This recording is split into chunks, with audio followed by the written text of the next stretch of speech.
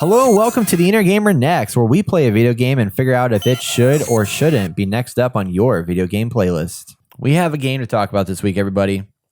It's a game that caught us by surprise when they announced the name. I was not sure about the name when they first announced it, but now I'm okay with it. I found solace in this name, and the name is Call of Duty Modern Warfare. Not the original Call of Duty Modern Warfare, but the remade version. Well, it's not even remade. It's a brand new game. It's reimagined. It's a fresh new look at Call of Duty Modern Warfare with the same name. But it's funny because I was trying to find a walkthrough for it to find out how many missions there were, and every single thing I searched was the old version of Call of Duty. So it's really hard to find the new one because that's just what happens when you name the game the same thing in 10 years. Wow. But okay, not smart. Yeah, it's a weird call. But I mean, I understand why they did it. Call of Duty Modern Warfare is here, published by Activision. It is available on PC on the Battle.net store. So yes, we've had to reinstall Battle.net. Well, Austin had. I had it still like for loading, but it's weird playing Call of Duty and Battle.net when the only thing on Battle.net is Blizzard and then Call of Duty games. It's strange, but that is what it is. Thanks, Activision. Thanks, Activision. Yeah. There you go. But Call of Duty Modern Warfare, brand new, reimagined. It comes with single player. It comes with Ground War, which is taking a strike at Battlefield. It comes with the new 2v2 gunfight, all kinds of modes, all kinds of customizations, all that stuff. We're going to start with single player, talk a little bit about that, and then we're going to jump into multiplayer, and then close out with final impressions and whether or not you should or shouldn't buy this game, which I said that it's like a double negative, whether or not you should or shouldn't. Yeah, anyway. Single player. Awesome. We got some single player here. Yes. How do you feel about it? First impressions out of the gate, single player. Super impressed. They had amazing mocap, amazing cutscenes. Some of that stuff looks real. Even in the gameplay, some of it looked pretty real. Great voice acting. The level design was actually pretty good. Great pacing. You know, for a 5-hour campaign so far, like I haven't gotten bored with anything. Like it's solid. And you know, I remember when Modern Warfare 2, we found out that campaign was only 8 hours, and I was like, "What? Only 8 hours? Like usually a campaign's like at least 20 or more, you know?" And right, it was 8 hours, wasn't it? It was something like that. It was like I think it was like 7.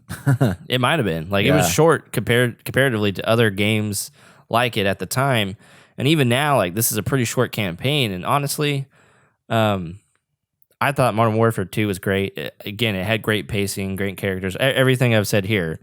And, you know, they brought it forward again with this campaign. I've enjoyed myself quite a bit. Like, there's some amazing moments, some real moments, some moments that you don't realize happen in war and what go on to protect certain people, you know, trying to stop terrorists or bad people in general. And I appreciate that even more here because there's things that people don't realize and talk about, and we can jump into that later. But yeah, overall, I've enjoyed it. It's a pretty solid campaign.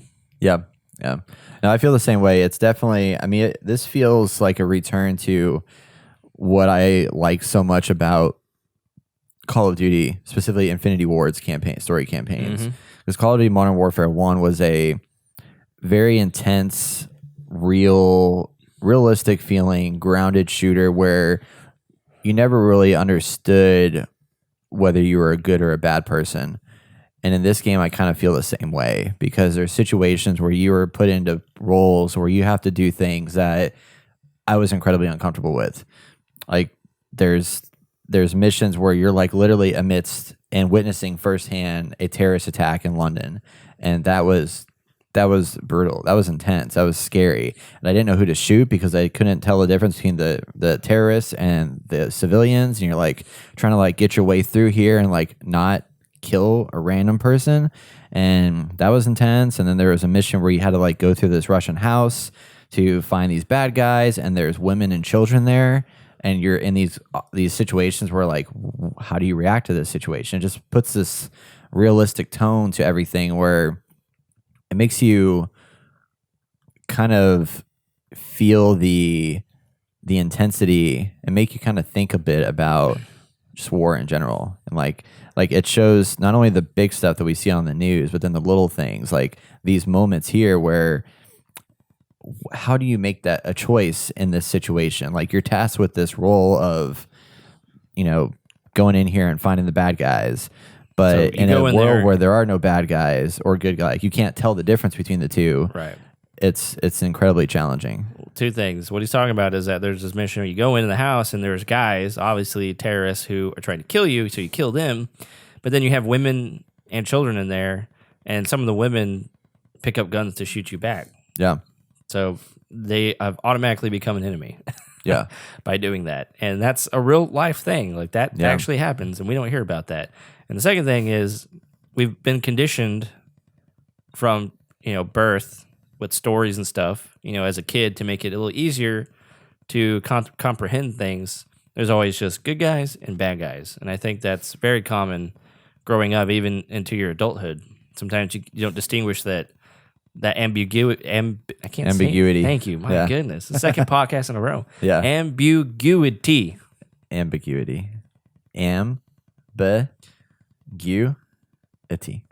What Brett said. And I think to see that as an adult just gives more credence to what real life is like. It's not just black and white. It's shades of gray, and you having to make that choice within you morally is a great storytelling aspect that kind of breaks the third wall or fourth wall in a way that makes you question everything that has led up to that point in the game and in the story and where it might lead. And I love something like that because it's just not cut and dry like people want to believe or stories tell or even the news puts out. Yeah. So that's why this story is so great. Yeah.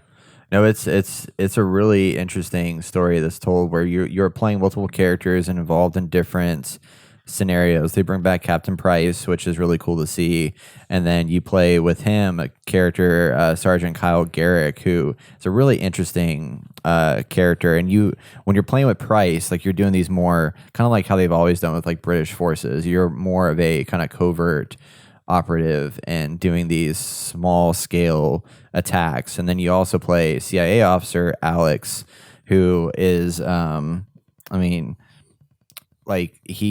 he partners up with this rebel leader Farah, and they're working to go against, like, basically they do an exchange where if you help me find these chemicals, we will help you fight the Russian forces that are invading you right now. And do this. You have this like dichotomy of like, these people sometimes are considered enemies, but then in this case, like this is like you see another side of people that are labeled as something in society, and you see it from a different perspective. Now granted, I know before we started recording you were talking about like with the Russians, it's like they're basically just the bad guys in this, no They've always matter been what. the bad guys. Yeah, and I do think that is kind of a concern because as I was thinking more about it, like you have the wolf and you have all these different people in here that they're bad, and they're just inherently going to be bad, and that's just how it is. So like, Right. Go kill the bad guys. And I'm like, well, it's not really. Yeah, like you said, there's moral ambiguity everywhere, and like that's not always that case. But in most situations, this game presents that as. And I remember when I was watching some interviews about this game ahead of time, they said that we live in a new world now, and that's why they wanted to make Modern Warfare and rebrand it as that same name. Because back when Modern Warfare came out, there was a pretty clear enemy, and that was like the Middle East. And there was, terrorists that were there, and you had to fight the terrorists. Nowadays, your enemy could be in your backyard. Your enemy could be anywhere, and you don't really know who is the enemy and who is real. It's like that moment where there's a part where you're inside of a hospital in Urzikstan, and you're walking through it, and there's all these like people lying there that are sick or dead, and one of the guys behind you says like, "Be careful. There might be a setup in here somewhere." Oh, yeah. So you're like walking through slowly and just observing like all these bodies that's just like this horror of like death and destruction and whatnot. And then all of a sudden you walk up by this guy and he sits up and starts shooting at you, and you're like, "Oh shit!" And you have to like shoot at him and kill him. And like here, there's like women and children around everywhere, and there's this dude that's like trying to get you, and that those situations are very real, very intense. And Yeah, I mean, Some people have a problem with this. Like some of the major outlets, news outlets for gaming, like have a problem with this game, and it's like, well, then you have a problem with real life. yeah, You know, like see something like this is not something you see every day, and they do have a disclaimer saying this is some mature content and it's not for everybody to consume. And it's nice to see something like that when everyone's trying to make a game that fits for everybody. yeah, And when you do that, it almost fits for nobody. right. Yeah, they're definitely pushing a lot of buttons here, and kind of, they're going us pretty far. And I know whenever they did, I was listening to a podcast of interview with some of the creators of this game, and they said back when they announced the No Russian, or they were doing the No Russian mission, they said that mission divided the office, and that some people were like, let's do it, it's ballsy, it's intense, it shows a different side of war, that it's daring, it's risk taking. The other side was like, no, it's awful, like we can't do that. And it was awful, it was rough, but like this stuff happens and it does exist, and being aware of it, I mean, there's a thing to be said of like the more you look into better the you void can be. too long, you become void. Yeah, I think that's yes, maybe, Yeah. Maybe, I don't know. Maybe that just like went over my head right there. I was like, You're whoa, good. that's a lot. It's a lot. I remember when I played that mission, I didn't shoot anybody. I just really? stood back like, oh fuck. Yeah. Like this is horrible. They even had that situation, like they've had a lot of situations in this game where they really kind of test your moral compass. Because there's a part where they ask you, do you want to, there's a family outside that's about to get shot by this Russian invader in the U.S. embassy, and you have a decision of going up there or not. And they have a little indicator saying that door can be open, which if it's not an objective, it's not always open. Wall of it's glass. Bulletproof glass. Right. Yeah, bulletproof glass. And you're like, you can go up there, open that door, and try and save her. But then that guy's out there and could be shooting you. But he's like threatening you of like her and her son. Yeah. It's like, do you want to do, like, are you going to let these people die? So when I first did it, I went up there and opened the door thinking, oh, maybe I'll be able to like get him out or something. And no, he just comes out there, he pops me, shoots me, and shoots the kid and the son, and it's game over. I was like, shit, they just like gave me this as an option to do, and I did it, and I fucked up. Yeah. And then that same deal when there's a part where you're up in a helicopter and you get to kind of defend your troops as they're trying to escape from an airplane hangar or like a warehouse or whatever. Right. And it just says like clear out all the bad guys and stuff like that. And then it's all cleared out and they start retreating, and it says, all right, now you can get out and retreat or keep going. And they give you that moral that decision right there of, do you want to keep shooting the people and finish them all off as they're running away from the combat, or do you want to quit and like let some of them live? So you can go either way. And I'm like, shit, that's deep. It's real deep. Oh yeah. So I kind of wish they had more characters trying to pull you in certain directions. Yeah. Because then it's like really like, oh shit, like there's a real choice here that matters, Yeah. That might be too much, because then you could put a whole like, I forgot what the name of the system is, but like, some people might like you more than others or something like that. You know what I mean? The nemesis system. Yeah. Or something like that. Yeah. It definitely is one directional. Like there's a few little those moral things there, but overall it's like you're following a story and you're being guided through it. But it is a really good story. Like the characters they developed here are solid. Yeah, like Austin said, the acting is really good. I'm really impressed by that single player campaign. It is short. I'm like halfway through it right now. I think there's like another 3 hours left, so it's probably gonna be like 5 or 6 hours long. But I think I don't want it to overstay its welcome, and I think it's doing a good job of keeping that. I just hope it doesn't ends need well. 30 hours long. Yeah. So that's single player. Let's talk about some multiplayer for a little bit, because that's a whole different. That's like when you load up the game, you got single player. Oh, we never played as co-op. I know. Shit. Okay, so single player, multiplayer, and co-op. We're gonna talk about single player. We would talk about single player. Now we're gonna talk about multiplayer. There's a lot to digest in this. Yes. So they've introduced Ground War. Some of the biggest changes is Ground War, 64 player, 32 versus 32. It's basically Battlefield, but not as good, which we'll dive into more in a second. They have 2v2 gunfight, which is like small arena style maps that you fight, and it's one shot kill. And then they got some of the old, game types that are still here. So you have domination, you have headquarters, capture the flag stuff, you have team deathmatch, search and destroy, all of that stuff of varying levels of complexity. So, well, on gunfight, you didn't like it. I did not like that. It's just over so quick, and there's no way to like make a comeback. You know what I mean? Yeah. Like obviously one shot kill, so boom, dead. It's over. Like all right, on the next. I think it's like best 6 out of 8. I don't know. It went on for way too long for what I wanted to do, and I was like, I'll get through this, but I don't ever want to come back. Yeah. Because you're in one map the whole time, and you switch sides every so often, and I guess competitively, it might be fun to watch, like a tournament of that, but it just wasn't my thing. Yeah, I watched Shroud play it for about half an hour back before the game came out, and he was playing inside of some like, I don't know, esports place or something, and it was fun to watch him because it was a very close, evenly matched competition. And as they killed some people, they would swap, like instead of playing a full, best of 6 or whatever, they would play one 2v2 match and then switch to other players and then keep switching players to level up and progress forward. And it was pretty entertaining to watch. But I think that it will be, I don't think it's for everybody. It's just a nice value add to all the other slew of playlist options they have. Right. Like I could see myself jumping into this in between other bigger matches or something like that, but not beyond that. But they have all the traditional matches, and one thing I noticed about the multiplayer here is it's a lot slower than I'm used to seeing in Call of Duty. Like you have, your movement is slower, the animations are slower, transitioning from like crouch to prone to standing is slow. You can't vault over everything like I'm used to doing in Apex Legends, for example. Right.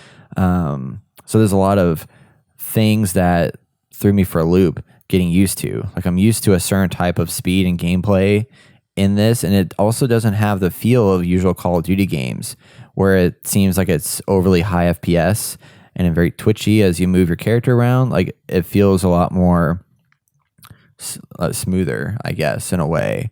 But I enjoy that quite a bit, even though it's a pain in the ass and I feel like I suck. Yeah. So I jumped into it, and the first 3 matches I won. I did pretty good. Like, it's either you're going to get that perfect aim down the sights right at the chest and the head, or you're not, and you're going to die. That's just kind of seems how this game's being played. Mm-hmm. And I had people that were already like super high level in multiplayer, and I was like, damn, these guys are just, this is all they want to do is play this game, right? Yeah. And for the most part, I had fun. And then, the more I played, the less I started winning for some reason. And I guess early on, maybe they try to pair you with other beginner players, and that adds to help you to a degree, because obviously as you play more, you rank up with your level, you get better kill streak upgrades, perks. You get, depending on what weapon you like or want choices of weapons that you like, you can upgrade those over time with their own upgrade tree and load them out to different stuff. And so there's a lot to deal with and look forward to if you enjoy this game.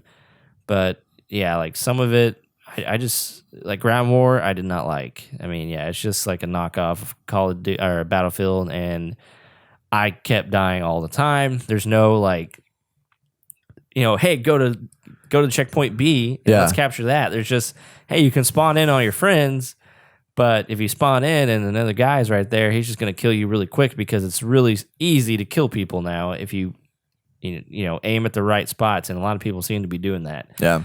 And we played a map where, I think all the Ground War maps you can get vehicles, but one of them particularly kind of had more of an advantage, I feel like, because it was a little more open around the map, so you can kind of go around the map and have a little bit of coverage and safety from infantry enemies, but like no one really loads out with, hey, I need to make sure I have, a bazooka or C4 or whatever to destroy this tank and or any aircraft in the air.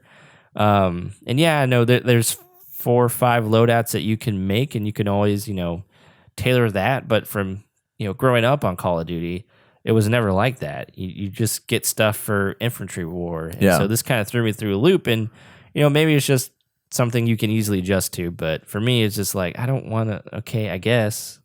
Like usually in Call of Duty, you have I forgot what the name of it is, but the ones that you can shoot down aircraft. Because, you have drones. And you have, the personal radar that you can look at or find people on the map. And, there's a lot of stuff that's carried over time, I feel like, at least from Modern Warfare 2, which I was really big into multiplayer then. And, yeah, it's just kind of a mixed bag of tricks, and I don't know if I really like it all too much. Well, it's not that I don't like it. It's that I don't know if I'm going to be coming back and playing this as a consistent thing. Yeah. I mean, if you guys jump into it, I do not mind going in there and playing a few hours of it. But if it's just being me by myself, I'm probably going to play Apex or Destiny. Right. Yeah. And I totally, I think I agree with that, because I've never been one to play Call of Duty solo anyway. Like, I don't want to just jump in and hot drop into a match or whatever. I used to love doing that. Yeah, so I never did that unless my friends were online. But that's just how I tend to play.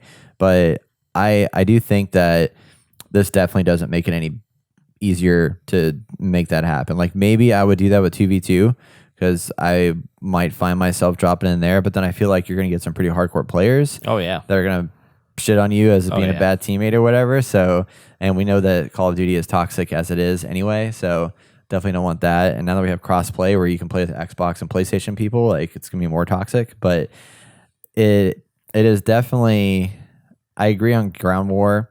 I appreciate that they tried it to make something that is like that. But in a world where Battlefield exists, it's just not it's not for me. Like, it's not a good attempt. And they did a good job last year with Black Ops or Blackout, trying to upend the battlegrounds or the battle royale genre, and they succeeded with that until Apex came out, and that kind of killed it in that regard. But with this one, like, it's not Battlefield. Battlefield, they do that one thing and they do it really, really well, and you can't top that when you're a game that is largely a small arena-based shooter. It's just not going to happen. And like, it's definitely very disjointed, and I mean, it's fun. It is fast-paced and stuff, but it's not something I'm going to come into often and play, because there's no objective base. There's no reason to squad up and achieve objectives together like there is in Battlefield, and there's no class-based system, so you can't carry out a role like you normally would. Right. So, because I mean, like, if you're spotted and shot at, you're basically just going to die. Yeah. Right. In Battlefield, you can get shot, you can get away, and you can recover. Yeah. Hey, medic, I need healing. They throw down a bag or stitch you up or whatever. And it's like, okay, that works. Like, teamwork works. Yeah. There's just no teamwork in a Call of Duty game. Yeah. Unless it's team deathmatch, or there's one objective that you got to get or plant the bomb or whatever. Yeah. Yeah, I mean, as far as just team versus team, it works okay. I mean, people tend to kind of gravitate towards, like, when those objective maps where you're having to capture flags in the smaller maps, like, they work together relatively okay. But it ultimately comes down to your KDR. Like, you're trying to, I mean, there's a reason why your KDR is one of the columns in the tab menu, is that it's a very competitive focused game in that regard, where you were trying to one up everybody else. So in a game like that, having objectives isn't really going to do you a whole lot of good to entice people to work more together. But yeah, Modern Warfare 2, I would just go around killing people regardless of the objectives. I would try to get the objective so we could win, but I would go around killing people after we had it, Right. And I mean, that kind of holds over to now as well. But yeah, I feel like it's just an arcade shooter. You go in there, you have fun, you kill a bunch of people, regardless of what kind of gameplay you're playing. Yeah, and that's that. There's a few things I want to touch on that I really enjoy. I mean, gameplay aside, I think the gameplay is solid across the board. I'm definitely gonna be playing this consistently, because it's not it's not full of it's not as chaotic as previous Call of Duty titles have been, which I like. And they've added a few new features to this. I mean, they still have a progression system. They have your emblems and all that stuff that comes in with it. But I like the gunsmith component of it, where you can customize your weapon pretty detailed, like in a detailed way. And then certain customizations you add to it have buffs and then debuffs at the same time, and trying to find the right combination. I'm excited to level up my gun to see how I can tweak it. Kind of like an RPG in a way. Like, how can I customize my character? In this case, it's a weapon, but how can I customize that to be better? And I think that's a better system than what Battlefield had with their gun upgrade system, where you just had that skill tree that kind of gave you some upgrades and whatnot. But this is, as you unlock stuff, you just go up this tree of unlockables and get those items. And I think that's kind of a cool feature. And once you find a gun that you really like, it's just going to keep getting better. And I think I found that already with my assault weapon. And then also the gun that's kind of like the Garand, the carbine. I really like that gun a lot. So those two weapons, I feel like I'll probably just stick with and just level them up to the max, and then maybe try something new later on. But that's a cool feature that I think they probably spent a lot of time on and really added a lot of interest to the gameplay to keep me coming back a little bit. So, what do you think of the map design? Some are good, some are not that good. Yeah, There's just it's not as good as it used to be in Modern Warfare 2. So some maps I was like, oh yeah, I got the hang of this. I'm dying, but I'm still living. I'm killing people. But other maps were like, holy shit, I am dying all the time. And apparently, campers is a huge issue on some of these maps. Oh yeah. And I was like, fuck, this is not how you play Call of Duty. Yeah, camping is still an issue, even though I don't know if that's ever going to go away. Right. I wish it would, but that is kind of frustrating. But overall, I think it's definitely a solid entry to the franchise. I mean, after Black Ops 4 last year, where we had zombie mode, which zombie mode's cool, but it's not for me. A certain demographic. Yeah. And it was nice that they put out a battle royale. That was cool, but there was no story, and that was a bummer. This year, I think the story really, really hit hard and well, and the multiplayer is good. It's really, I mean, it's great. I think it's great, and I don't have any. It's the first time in a while I've been able to say that this is a solid Call of Duty game through and through.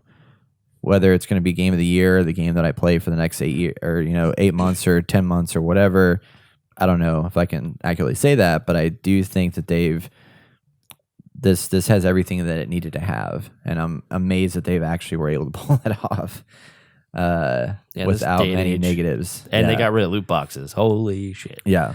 I don't think it's gone forever. I think they're going to come back. Yeah, maybe in a few months or something, they'll start slowly integrating it. Yeah, to some degree. But it did show, though, that this game, in the first 3 days of its release, earned more than $600 million worldwide and broke multiple sales records. It's a top-selling premium game release of 2019. It sold more units in its first 3 days than any other Call of Duty title this console generation, the biggest selling digital opening in Activision history, and it set a PS4 record with highest digital sales in its first 3 days, and it's the biggest Call of Duty PC launch ever. Wow. So that's pretty crazy. Well, this is positive. Yeah. Because they delivered a good campaign. Their multiplayer is pretty good, and they took out loot boxes. So this should show a lot of things. They want story, they don't want loot boxes, and they want a game that's not full of bullshit. Exactly. And we got it. But with that said, I think you should wait to get this game. Although I really enjoyed so far the campaign. It is a little short. I don't think it's worth $60. Maybe it's worth $30. I'm not sure. You can put your own price on the whole game. No, just the campaign. Oh, by itself. And then multiplayer. Yeah, there's a lot of stuff you can dive into that. I just don't think it's, for me, something. If I knew how this game was, I might have waited to buy it. Interesting. Yeah. On the opposite, I'd say buy it now. If you're interested in Call of Duty and you want a Call of Duty that feels more, has less bullshit, because this definitely has less bullshit, and it's a very Right. fun shooter. It's a solid shooter, plays pretty well. Maps aren't super great, but I think there's a lot of content here to keep people occupied and busy to warrant the price point of entry. And I mean, even the campaign alone is an awesome 6 hours of gameplay, and I think will be really memorable. There's a lot of moments in there that I think are going to be like the moments of the No Russian, the moments of the all gillied up campaigns. Like they have those here, which I was very impressed by. But gameplay wise, I think it's a lot of fun. It's a good overall game, and I could see myself playing this pretty regularly over time. So I'd recommend it if you want to jump on it. And it's crossplay, so it won't divide your friends anymore. Everybody can play together. It's awesome. I don't know if you can squad up together. I don't think you could squad up together. Yeah, but you can at least try and connect to one another. So that's cool.